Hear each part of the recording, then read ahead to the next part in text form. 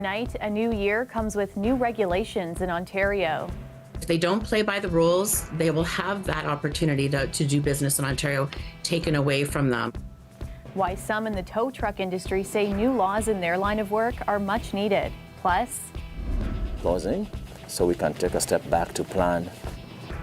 2 Toronto churches sheltering hundreds of asylum seekers say they can no longer keep up with the demand. And it's be a whirlwind of a year for RJ Barrett. We'll have the latest on a blockbuster NBA trade involving the Toronto Raptors. This is CBC Saturday News.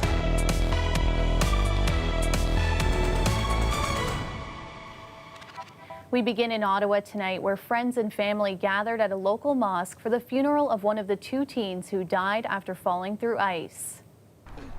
Definitely, it's a sad day for us. It's a sad day whenever anybody passes, specifically a young person who was having his own dreams, but they are cut so short. 17-year-old Amzid Ahmed was skating with friends on the Rideau River when it happened. He was just a month shy of turning 18 and attended high school in the Ottawa area. Another 17-year-old also fell through the ice and drowned. 2 other teens were rescued from the water and were treated for hypothermia. Well, the new year brings new regulations, and some in the tow truck industry say with a rise of violent incidents, new rules are much needed. As Patrick Swadden explains, others say the province's laws need to be more clear. From turf wars to arson, even shootings, you might not think of these words to describe Ontario's tow truck industry. There's a small group that's causing trouble out there that are lighting tow trucks on fire, smashing facilities. That was Doug Ford in 2020, his government passing a law the following year to tackle growing violence and corruption after multiple police investigations exposed turf wars, even murders in the towing industry. The law comes into effect New Year's Day. There are protections built into the new regulations around, making sure if your vehicle is towed in Toronto and you live in Mississauga, that your vehicle doesn't end up in Barrie. Because these were some of these territory issues and fraud issues that have escalated over the years. Those new regulations replace municipal bylaws with one provincial standard, requiring a license and criminal background checks to operate and setting rules of conduct and oversight of the industry. If they don't play by the rules, they will have that opportunity to do business in Ontario taken away from them. The law ensures tow trucks have transparent rates and vehicles can't be held unlawfully to inflate storage charges.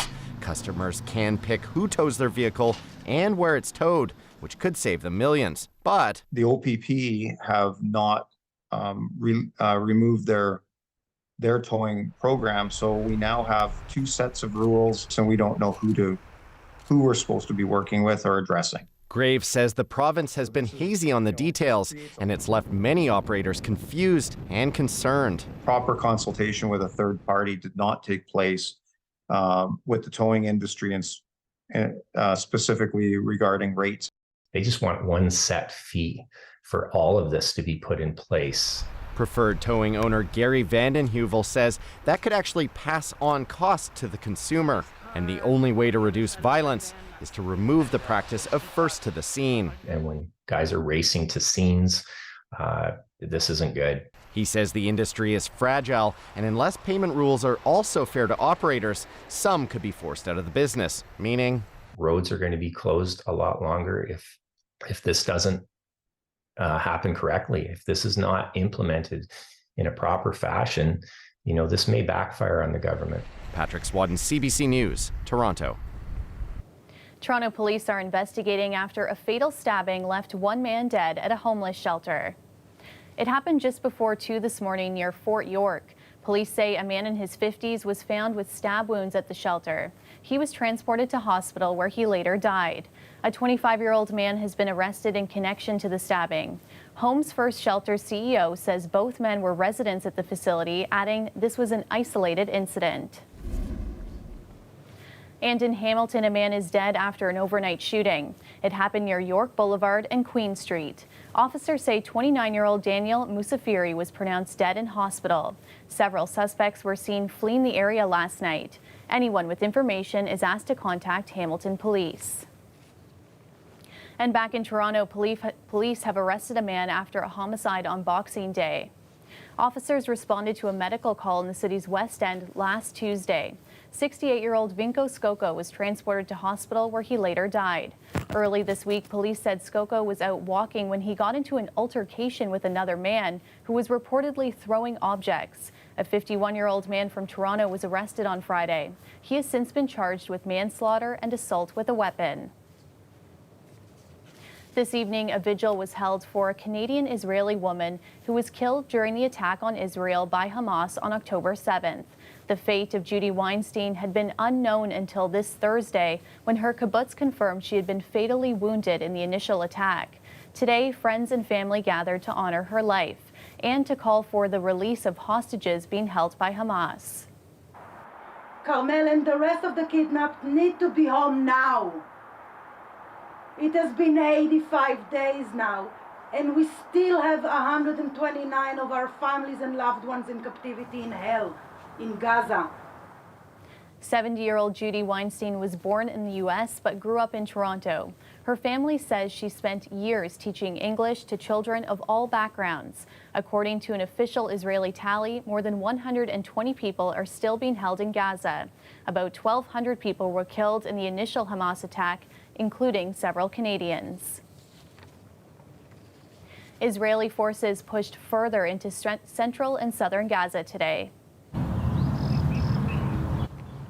The ground operations were backed up by airstrikes. Gaza authorities are reporting 165 deaths in 24 hours. It came a day after South Africa filed a case at the World Court accusing Israel of crimes of genocide. Officials in Gaza say the number killed is now approaching 21,700.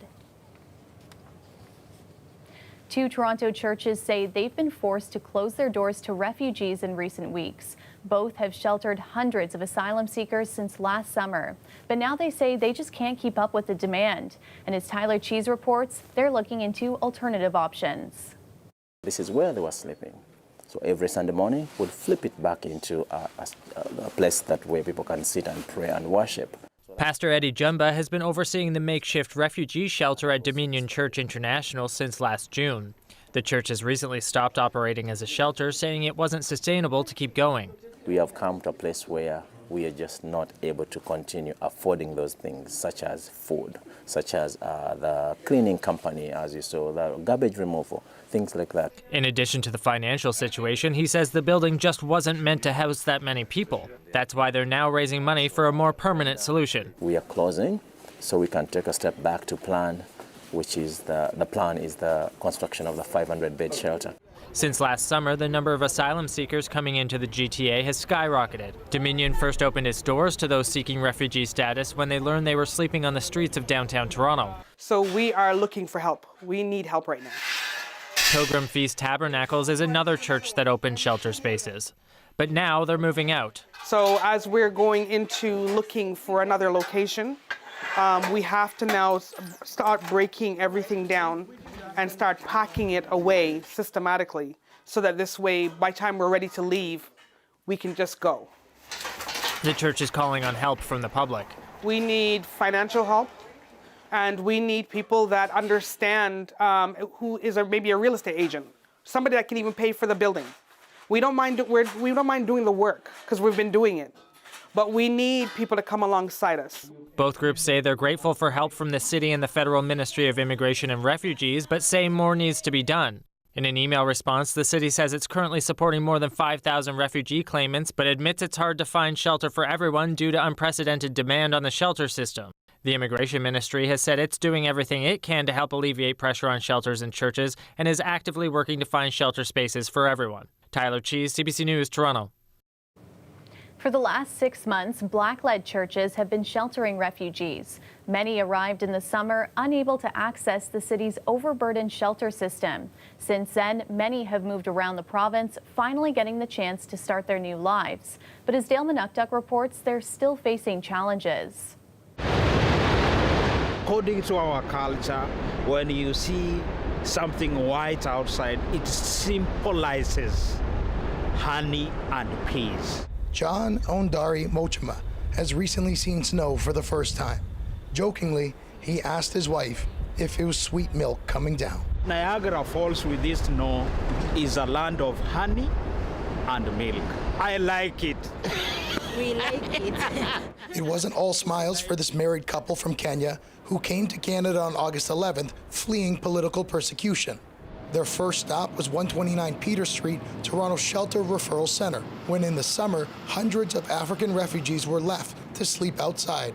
They ended up at a church in the city's north end, cramped together with other asylum seekers. A month and a half later, they finally were taken to Niagara Falls by Immigration, Refugee and Citizenship Canada.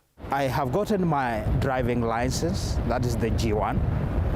My credentials have been verified by the World Education Service. I have got my first aid and CPR from the Red Cross. They've also received work permits and are eager to start paying taxes and contribute to society. IRCC has moved over 800 refugees to Niagara Falls and hundreds more around the province to get their lives started. But it wouldn't have happened without Black-led churches in Toronto who provided them a layover place to call home. This is a place where love is alive. In many ways, it is ingrained in the people that come here that we will treat anyone who shows up here with love. This church has been welcoming people for nearly 6 months and has truly earned its title, Dominion Church International. You get a phone call from Congo, somebody who is saying, hey, somebody just arrived, can you please help them too? I got a phone call from Pakistan one day about somebody saying, oh, my person just came, can you please? And I'm wondering if they know that they are calling a church, not like a funded government shelter. Eventually, Toronto partially compensated the churches and other organizations for about 1/3 of costs incurred. The city cannot keep up with the amount of refugee claimants that continue to land in the country, most of whom come to Toronto. This isn't an issue that's going to go away in the new year. We know that there are millions of people moving around the world. We know that people will continue to come to Canada to start a new life, and we need a coordinated and dignified welcome for folks when they arrive.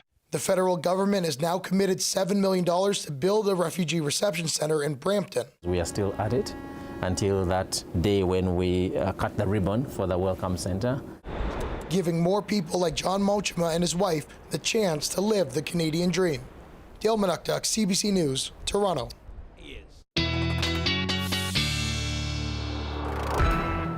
Sophia Kambalia joins us now with the first look at your forecast, and it feels like those mild temperatures are behind us now.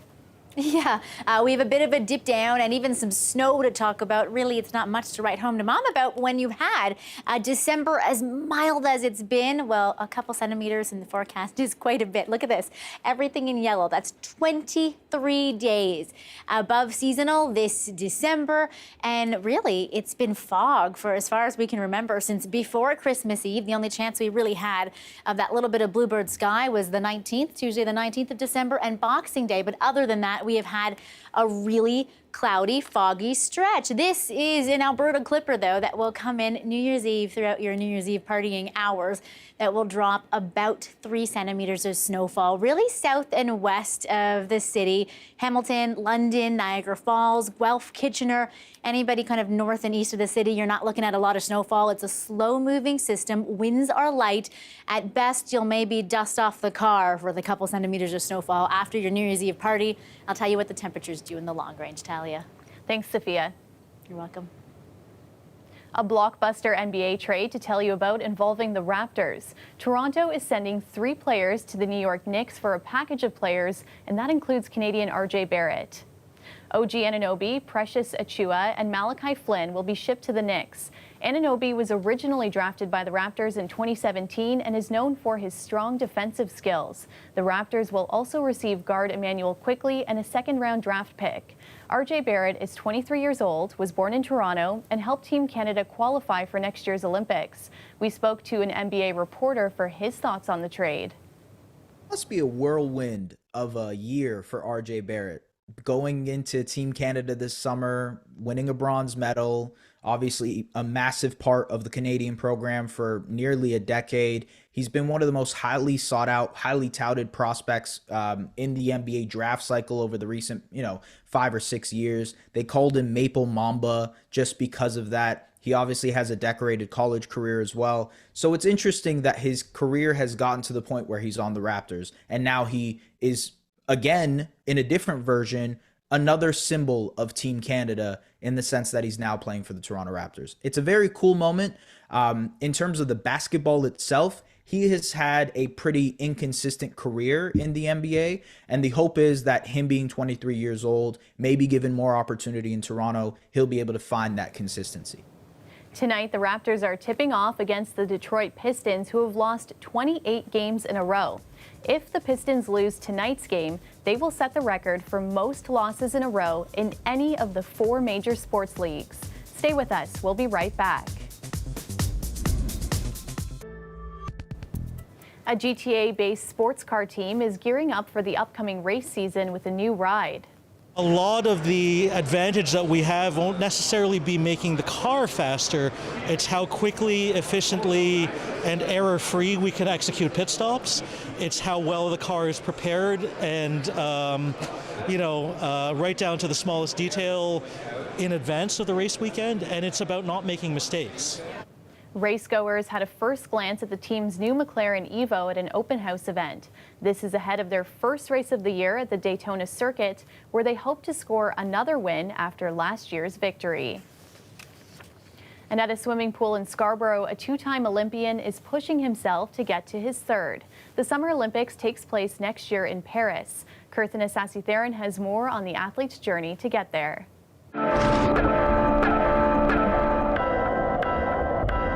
I think the build-up to this Olympics has been so big. Everyone for years has been talking about this one. Not just, for me personally, but for Team Canada, for my teammates, for the staffs. Everyone is so excited for this Olympics. My name is Javier Acevedo. I swim the 100-meter freestyle, 200-meter freestyle, 100-meter backstroke.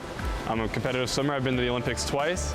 I just came off the Pan American Games where I medaled 5 times. I'm also a 5-time World Championship medalist in the short course and long course pool. And that's kind of just the beginning, right? Yeah. You got some fun stuff coming up. Yeah, I do. So I'll have the World Championships in Doha in February. And then we have a couple other meets scattered around before the Olympic trials in May in Montreal.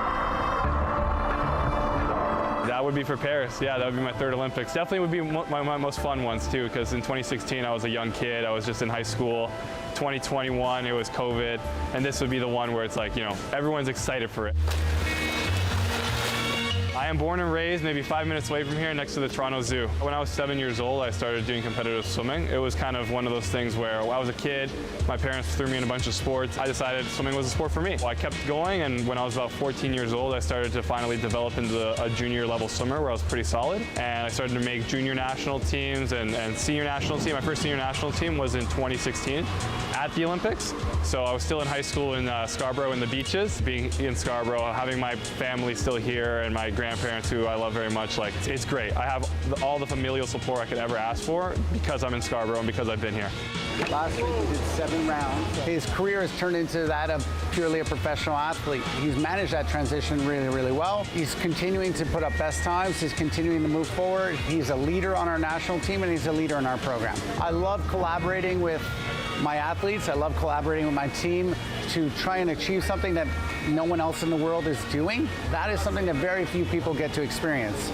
With Javi, the pleasure of it is that it's someone who has a wealth of experience. He has a greater sense of what works for him, and I get to work within those parameters, and it's been really good. I think I feel pretty ready. I'm not gonna say fully ready, because if I was fully ready, that would be almost an understatement, because there's always more you can get ready for and more you can prepare for. And I think with Ryan and the group here at High Performance Center Ontario, it's a fantastic training group that I'm lucky to be a part of. And I know each and every day I'm working my way forward so that I can compete against not only the best in Canada, but the best in the world. We are just a little over 30 hours away from 2024, and many are getting ready to ring in the new year. We asked some Torontonians what their New Year's resolutions are. Personal resolution is to eat as many baked goods as I can. New Year's resolution is just to spend more time on self-care, read more books. Yeah, just trying to be more positive. This is my resolution. try and exercise during the winter and stuff like that. Yeah, that's it basically. It makes a lot of money too. Some big goals for 2024, and if you're still looking for a big plan to welcome the new year tomorrow, Toronto will be hosting a fireworks display at the city's waterfront. Niagara Falls is also planning fireworks for midnight. City officials recommend taking transit instead of driving. Public transit in Ottawa and Toronto, including the GO trains, are offering free rides all night. Sophia's back now with our extended forecast, and I'm hoping for some more sun in 2024. Yeah, that is my New Year's resolution. Me but too. Also, maybe to build a snowman. My kids have been missing out on that the last little while. And hey, we are talking about, well, a tiny bit of snowfall, but 3 centimeters of snow for some of you dangerously close to the GTA is quite a bit, when really we've only had a total of about 10 centimeters so far this season. This is 30% of what we've got so far all year. For those of you in Hamilton, Kitchener, London, Guelph, all the way down to Niagara Falls, winds will be very light, a very slow-moving system. Well, let's talk about the risk of freezing rain. Now, we're not worried about significant travel delays because, again, this won't be whipped around by very fast winds, but temperatures, especially to the south and to the west, will be above the freezing mark and below the freezing mark as we go north and east of the city. So those of you in the same areas that will get that 3 centimeters of snowfall through your New Year's Eve party hours will see a little bit of a coating of freezing rain or ice pellets just before this Alberta Clipper moves in. You are not seeing the snowfall, Toronto and east. That north wind is far too dry for those of you north and east of the city. For those of you south and west, will see that little bit of coating on your cars as you're cleaning them off with the snow brush for the first time this year after your New Year's Eve festivities.